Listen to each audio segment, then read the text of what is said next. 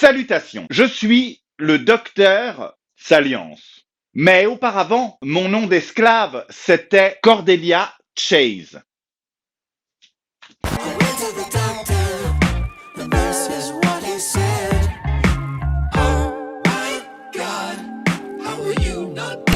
Aujourd'hui, nous allons nous attaquer à ce que beaucoup considèrent comme un monument du comics.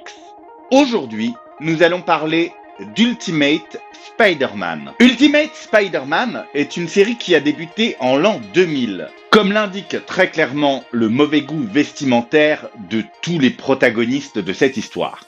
Scénarisé par Bébé, ou Brian Bendis pour les intimes, et dessiné avec les pieds par Mark Bagley. On va parler, pour une fois, de l'édition. Étant personnellement de la race des hobbits, puisque je mesure 168 cm au garrot, je suis également pourvu d'un corps de lâche. C'est tout naturellement que je ne me suis pas orienté vers la version omnibus, mais sur une édition correspondant à mon gabarit. Le Marvel Pocket. Tu vois, c'est déjà plus gros que ma tête. Non, c'est faux, regarde. C'est un effet spécial. Waouh. Waouh. Waouh. C'est mon premier ouvrage dans cette collection.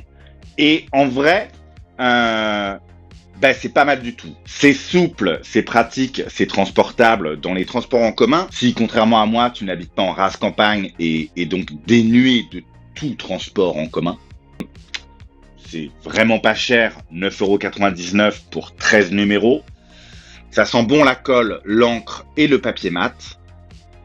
Alors bien sûr, si comme moi, tu es né au XXe siècle, prépare ta petite paire de lunettes, tu seras bien.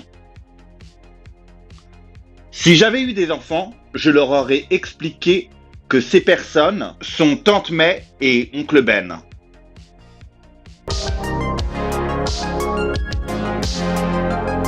Ce premier tome, qui n'est pas celui-là, ce premier tome se concentre clairement sur la transformation de Peter en Spider-Man, en explorant les défis émotionnels et psychologiques de ce processus. Nous sommes en effet témoins de la métamorphose épique d'un jeune chétiflore, Peter Parker, que tout le monde connaît, en un arachnide humanoïde doté d'une agilité surhumaine. Son destin capricieux organisant une danse macabre, mue par une araignée irradiée, conférant à Peter une pléthore de capacités plus improbables les unes que les autres. Ça, c'est un petit peu la base de tout récit Spider-Man, que ce soit en 1963, en 2000, mais également dans toutes les adaptations audiovisuelles de ce personnage. Néanmoins, les personnages et leurs relations sont réinventés afin de résonner avec une sensibilité plus moderne. Peter est un adolescent typique de son époque, connecté et affrontant des défis scolaires et relationnels contemporains. Tante May est une femme forte et proactive, capable de s'adapter aux défis du monde moderne. Les amis de Peter, dont Mary Jane, sont dotés de dialogues et de comportements crédibles qui reflètent les interactions sociales de ce début de 21e siècle.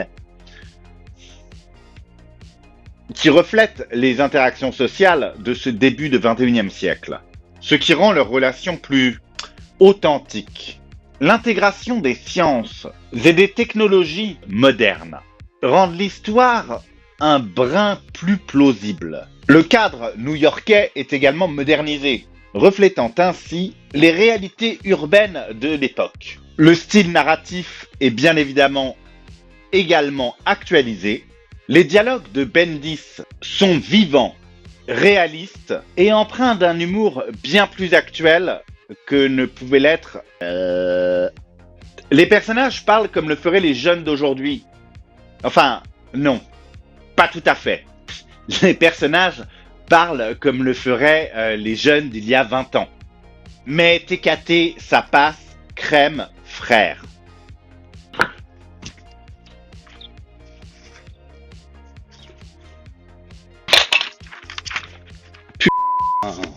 Nous allons donc assez succinctement, assez, assez succinctement, assez succinctement, assez.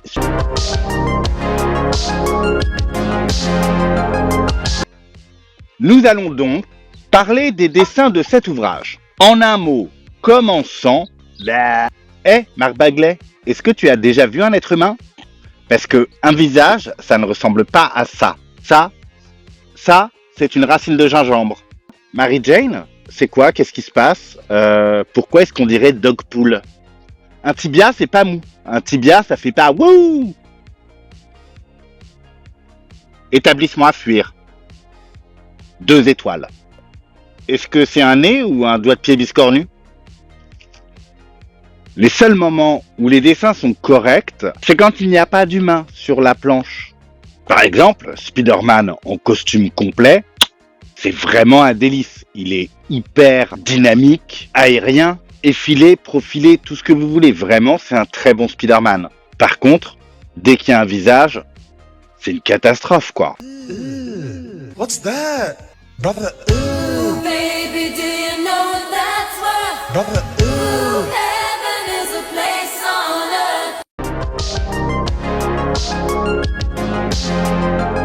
Le bilan de cette lecture, bien que tu l'as compris, je suis plutôt mitigé sur le dessin, reste malgré tout super positif pour moi. Est-ce dû au fait que je n'ai lu que très peu de Spider-Man dans ma vie? Il y a quelques années, j'avais commencé les intégrales et je m'étais arrêté au 3e, je crois, parce que...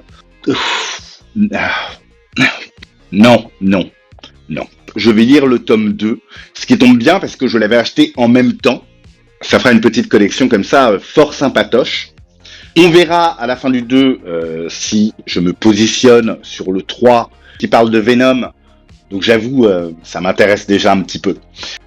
C'est déjà l'heure de se dire au revoir et à la semaine prochaine, puisque je vais évidemment reprendre mon rythme de vidéos hebdomadaires.